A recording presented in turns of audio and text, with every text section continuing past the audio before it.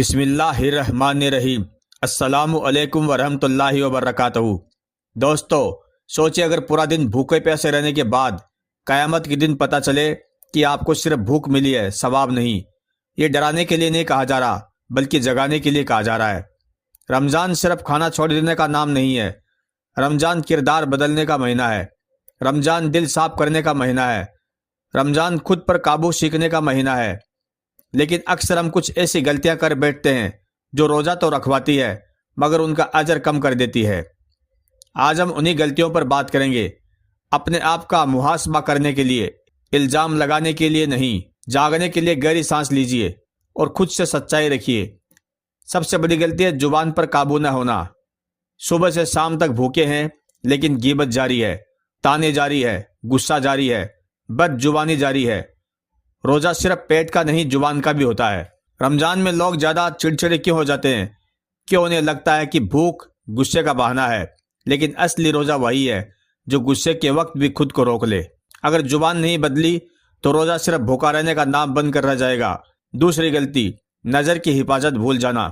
بنا ضرورت کی چیزیں دیکھنا، ہر طرف نظر دوڑانا، دل کو گندا کرنے والی چیزوں سے بچاؤ نہ کرنا۔ رمضان کا مقصد توجہ صاف کرنا ہے، دھیان بکھیرنا نہیں۔ جو چیزیں دل کو سخت کرتی ہے وہ اس مہینے میں اور زیادہ نقصان کرتی ہے۔ آپ پورا دن صبر کر رہے ہیں لیکن تھوڑی سی غفلت روح کو کمزور کر دیتی ہے۔ خود پر قابو آدھا نہیں ہوتا، پورا ہوتا ہے۔ تیسری غلطی، نماز کو ہلکا لینا۔ کئی لوگ روزہ رکھتے ہیں لیکن نماز میں کوتاہی کر دیتے ہیں۔ رمضان جڑنے کا مہینہ ہے، اگر رشتہ ہی کمزور ہو تو طاقت کہاں سے آئے گی؟ روزہ صرف روکنا نہیں، رب سے جڑنا بھی ہے۔ اگر دن بھر بھوکے رہنے کے بعد دل میں نرمی نہیں آئی، نماز میں دل نہیں لگا تو ہم صرف اوپر ہی رہ گئے۔ چوتھی غلطی، دوسروں کو تولنا اور الزام دینا۔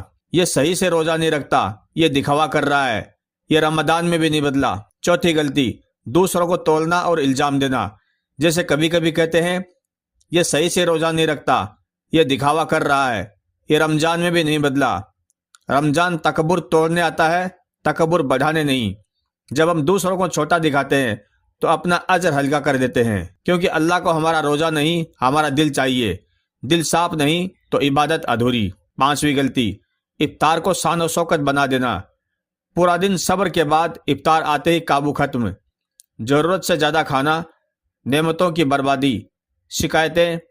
رمضان سادگی سکھاتا ہے لیکن ہم اسے ضرورت سے زیادہ دکھاوے میں بدل دیتے ہیں۔ جس مہینے میں غریب کی بھوک محسوس کرنی تھی اسی مہینے کھانا زیادہ ضائع ہو رہا ہے۔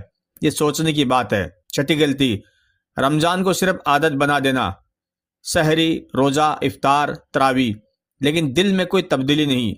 اگر رمضان ختم ہو جائے تو ہماری عادتیں وہی رہے تو ہم نے کیا پایا؟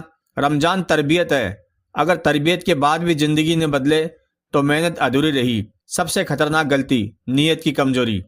کبھی ہم روزہ اس لیے رکھتے ہیں کیونکہ سب رکھ رہے ہیں، کبھی گھر والوں کا دباؤ، کبھی سماج کی پرواہ، لیکن رمضان ایک ذاتی سفر ہے، یہ دکھاوے کا مہینہ نہیں۔